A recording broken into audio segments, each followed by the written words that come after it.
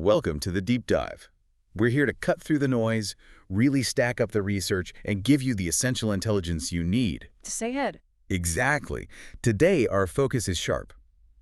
We're distilling the Essential Guide to Digital Innovations 2025. Think of this as your shortcut. Your playbook, maybe. Yeah, your playbook for what's happening now in this incredibly fast, transformative era. It's unprecedented. It really is. And we're not just talking small updates here. This is a genuine paradigm shift. Technology scaling like never before. The core choice. It's pretty stark, actually, for businesses, for governments, even for individuals just trying to keep up. You either adapt, you invest, you leverage this stuff, Right. or you risk becoming obsolete, functionally obsolete. The stakes are, frankly, incredibly high. And the sheer speed, the velocity, you really have to grasp the scale first, don't you? Absolutely. Foundationally, it's about connectivity. Right, over 6.5 billion people online now. Think about that. 6.5 billion. That's not just a number. It's a massive, interconnected user base. And they all demand real-time services, perfect interaction, guaranteed security, all at once. Which leads directly to the data explosion. The amount of data being generated, it's almost impossible to wrap your head around. The numbers are staggering. What are we looking at for 2025? The research points to over 180 zettabytes globally by 2025. Zettabytes. That's 18 with, what, 22 zeros? It's astronomical. And when we talk data management now, it's not just storage. No, it's way beyond that. It's new architectures, new algorithms, totally new security protocols just to handle the volume and the speed. If you can't govern that data, You're behind. immediately, you're at a massive strategic disadvantage. Data management is basically the critical infrastructure now. Like roads and bridges used to be. Exactly. And underpinning all this is the huge permanent shift. The remote economy. It's not going back, is it? Work, learning, healthcare. Significantly online. Irreversibly, I'd say. The baseline has been completely reset. Which demands systems capable of global, instant delivery. Okay, so let's get into the engine driving this acceleration. All right, AI. If you look at any big tech shift recently, AI is just central. It's the core. Absolutely. It's unavoidable in this guide. And it's moved way past simple machine learning. It's already embedded, isn't it? Financial systems, those smart assistants we use. Everywhere. And the really big trend for 2025, the one dominating, is the maturity of generative AI. Maturity and specialization, right. Yes. We're moving beyond just the huge foundational models. Exactly. Those massive large language models, the LLMs, they're powerful but also expensive, potentially risky with data. So businesses are looking elsewhere. They're investing heavily now in customized, smaller models, SLMs, trained specifically on their own internal knowledge. No, so bespoke AI, more accurate for them and more secure. That's the strategic pivot. Plus, Gen AI isn't just text anymore. It's truly multimodal. Creating what? Images, video. Full professional-grade marketing content, integrated text, complex images, high-quality video, all from simple prompts. That's huge for content creation. Mass customization, instant scaling. It revolutionizes the pipeline. Think about tools that can draft entire campaigns. Ads, blogs, even context-aware customer support scripts. Autonomously. Right. The human role shifts. It becomes more about prompt refinement, quality control, strategy. Okay, so that's generative AI, the creation side. What about its counterpart? Predictive AI. Still incredibly crucial. This is about forecasting, real-time analysis, giving you that strategic edge. And it's getting better, more accurate. Massively. Better feature engineering, real-time data scoring. It's making a huge difference. So beyond just demand forecast. Oh, yeah. It's adjusting supply chains based on real-time signals, weather, social media trends, not just history. Fraud detection, obviously, where speed is everything. And personalization. Critical. But for me, the killer app for predictive AI in business is still customer churn prediction. Identifying who might leave before they actually do. Exactly. It gives you that crucial window to intervene, to try and save the relationship. That's pure gold. That real-time ability must be even more vital in areas like healthcare. Absolutely transformative. AI-powered diagnostics. Yeah. We're seeing them achieve higher accuracy, faster results than traditional methods. Especially in things like image recognition, radiology. Radiology pathology, yes.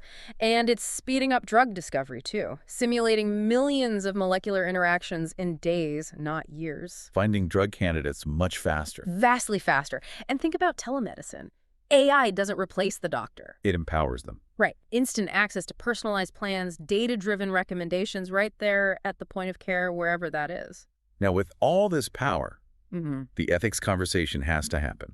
AI governance. It's not optional. The complexity demands it. We have to ensure safe, ethical deployment. Because biased training data leads to biased AI output. Which is disastrous in lending, hiring, even medical diagnoses. And data privacy is paramount. So we're seeing a push for actual frameworks, mandates. Globally, yes. Transparency frameworks, requirements for model auditing, explainability XAI. You can't deploy a black box anymore. You need to explain the why. You have to. It's fundamental for trust. But even with these challenges, the economic impact is just immense. It's staggering. AI speeds up decisions, slashes operational costs through automation. It's the biggest innovation engine we've seen. Projected numbers are huge. $15.7 trillion contributed to the global economy by 2030. That's the projection. Wow. That financial imperative is why the development race is so intense.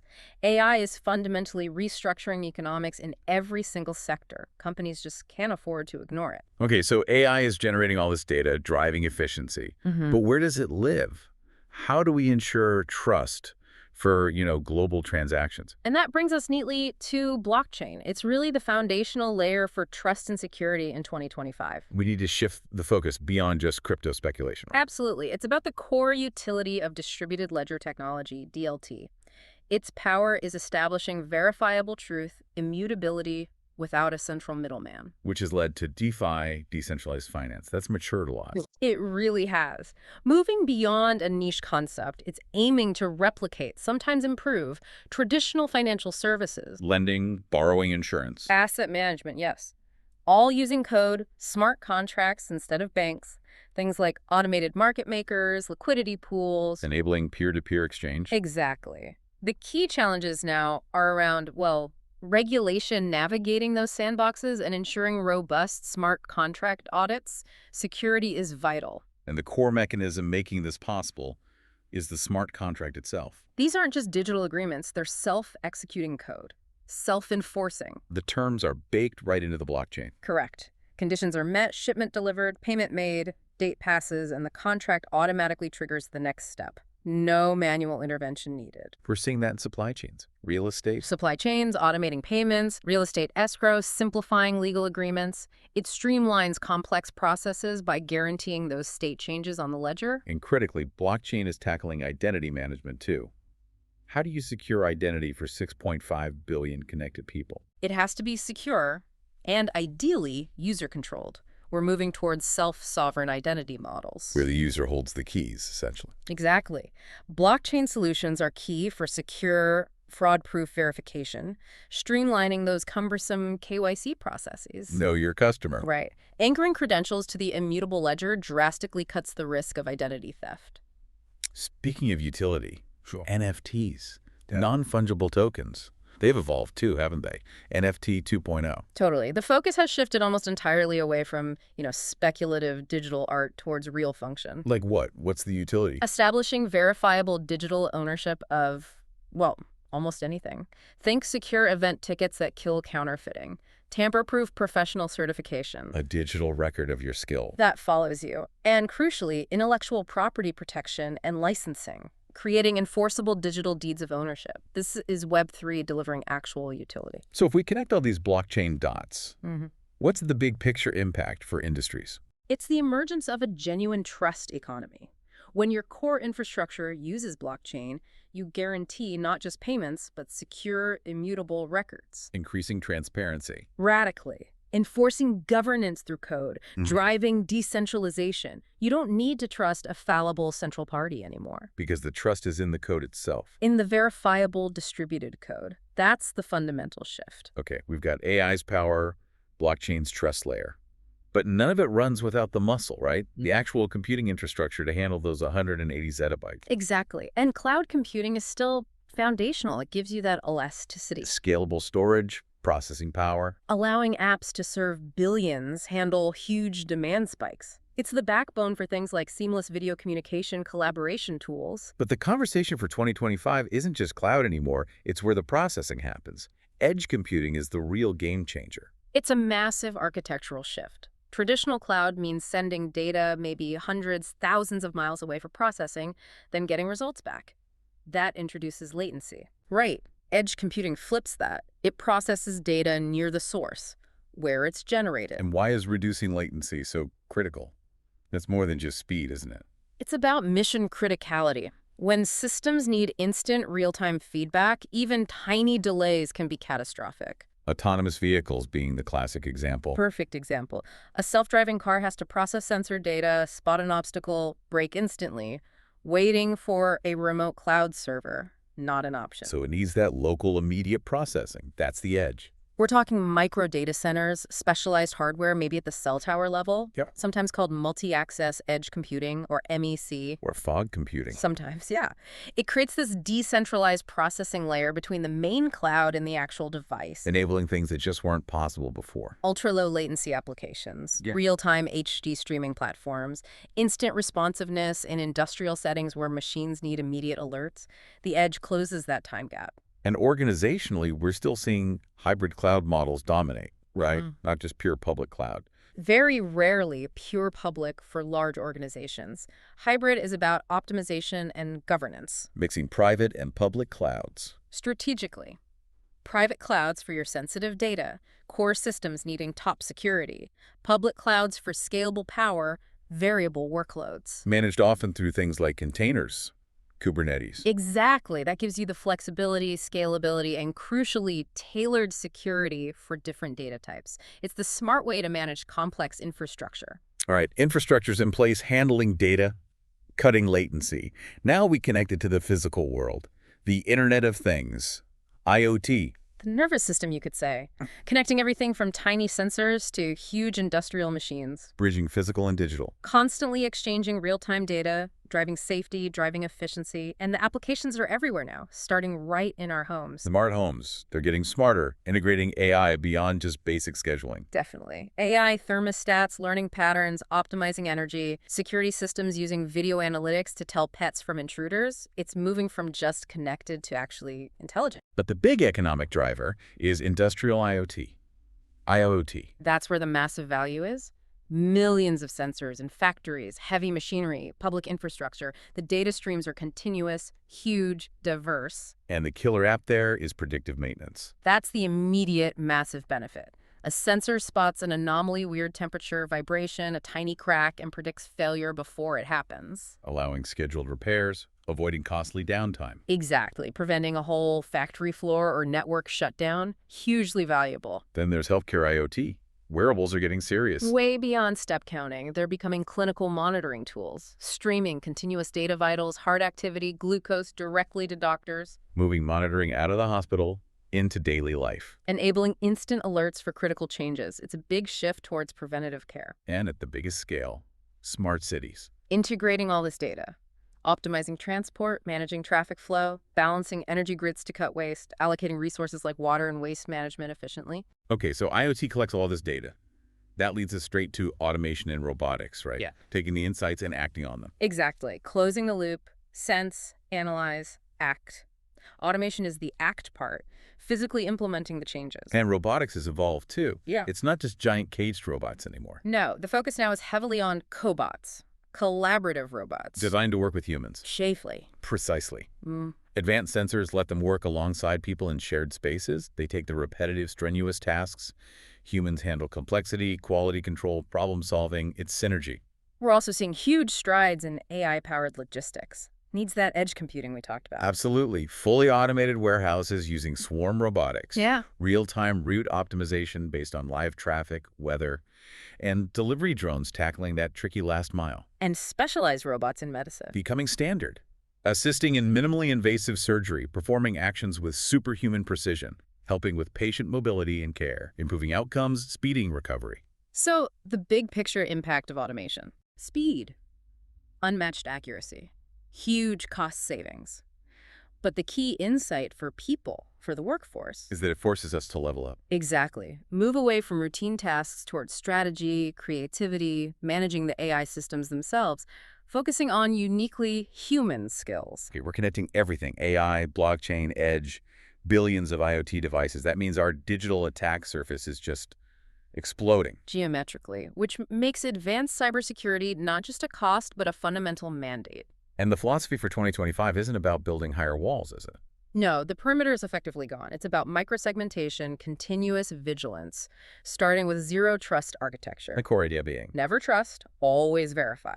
Yeah. Simple but profound. It shifts from assuming anything inside the network is safe. To assuming nothing is safe. Essentially, yes, every user device application must be authenticated and authorized constantly, even if already inside. How does that work in practice? Architecturally. Heavy reliance on microsegmentation, breaking the network into tiny, isolated zones. If one gets breached, the attacker can't easily move laterally. Needs to re-authenticate. Right. Plus, continuous monitoring of behavior. Zero trust limits the blast radius of any breach. And fighting these threats needs AI itself, right? AI vs. AI. It's essential. The volume and sophistication of attacks, ransomware, blended threats, it's beyond human scale now. So machine learning models are watching the network. Analyzing traffic, user behavior in real time, spotting anomalies, indicators of compromise instantly, shifting security from reactive cleanup to proactive protection. And for actually logging in, biometrics are taking over. Becoming the standard. Passwords are just too weak. Facial recognition, fingerprint scans, even behavioral biometrics. Right. Much stronger defense. Especially for things like financial platforms. Absolutely. Integrating biometrics with a verifiable digital identity system really hardens that entry point. We also mentioned decentralized security, using blockchain. For tamper-proof data protection, yes. The distributed ledger provides an immutable audit trail. Can't be faked or altered. Guaranteeing data integrity for critical records. Financial logs, critical system data. Even if one node is hit, the chain remains verifiable. Okay, shifting gears slightly but related. Yeah. How is all this tech transforming money itself? Fintech's evolution is pushing us toward cashless societies. Fast. The main vehicle is the digital wallet. It's way more than just storage now, It's a whole platform? enabling secure, instant global transactions, bypassing all banking limits, democratizing access to finance worldwide. And crypto integration. Is it moving beyond just speculation? Significantly, more businesses accept crypto payments, not necessarily to hold volatile assets, but as a payment rail. To serve global customers easily. Avoid fees. Exactly. Instantly, often skipping high FX fees and traditional processor bottlenecks, lowers barriers to international trade. And maybe the biggest structural change is cross-border payments. The old system was awful. Notoriously slow, opaque, expensive, correspondent banking. Ugh. But new fintech platforms. And tokenized rails, often using stablecoins or specific digital currencies, are faster, radically cheaper, and transparent. Huge friction reduction for global business. Affiliate systems needing seamless payouts. AI is also changing personal finance, isn't it? Fundamentally, moving beyond generic advice.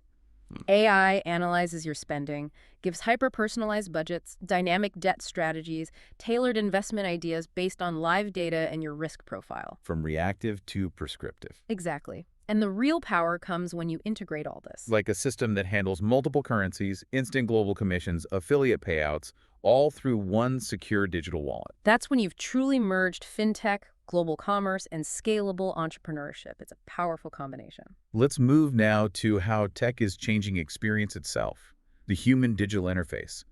Immersive technologies are really reshaping how we interact. It's a whole spectrum, really. Yeah. 3 main areas. First, augmented reality AR. Overlaying digital info onto the real world. Right.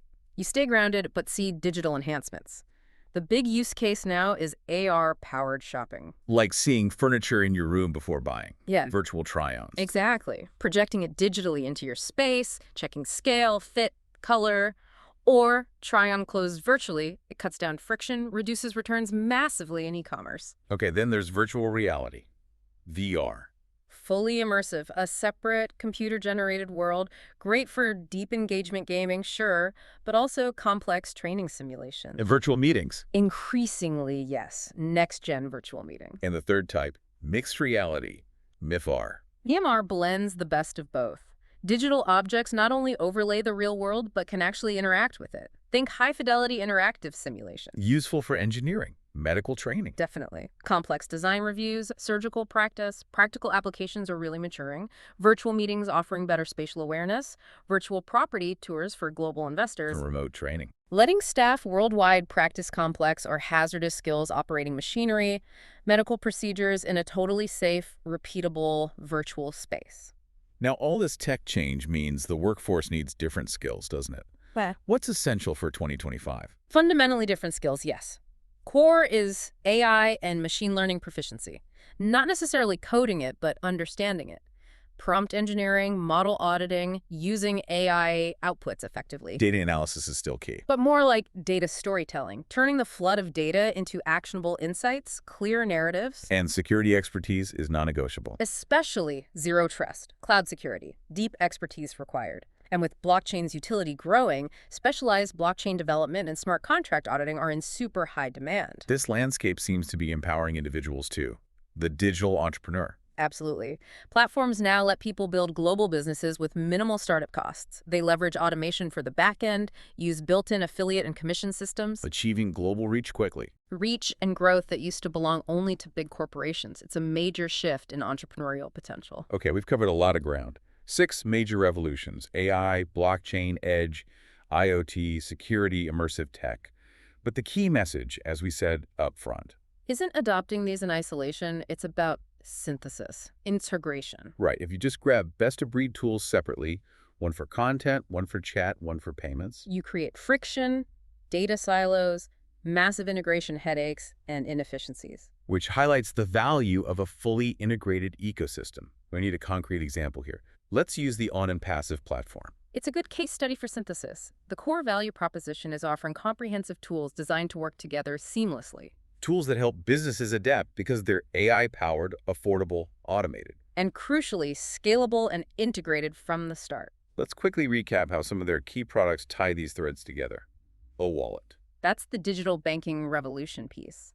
Fintech advances built on blockchain security for immutable records, transparent global payments. It hits those points directly. Verify. Advanced digital verification. That's zero trust cybersecurity principles, meets biometrics, meets blockchain identity, tackles fraud head on.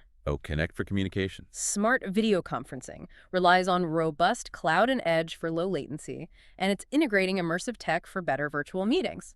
Ticks those boxes. Chat leverages AI. Directly. Generative AI for smarter, context-aware customer comms and support.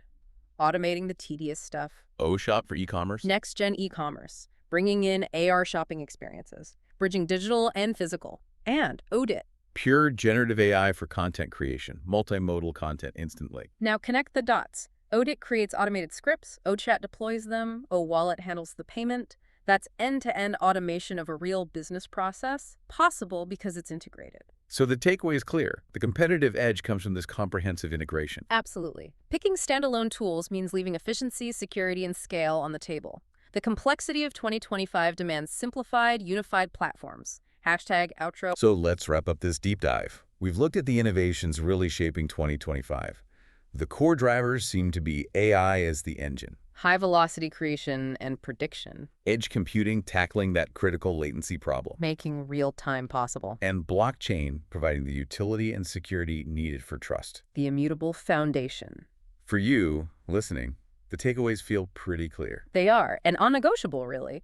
First, you absolutely must stay informed. Continuous learning isn't optional anymore. The pace demands it. Second, Any tech adoption has to prioritize security, ethics, sustainability, especially around data privacy and how AI is audited. got it. And third, Recognize the massive advantage of integrated platforms. Minimize friction. Maximize the synergy between these powerful technologies. That's where the edge lies. which brings us to the final thought. Yes.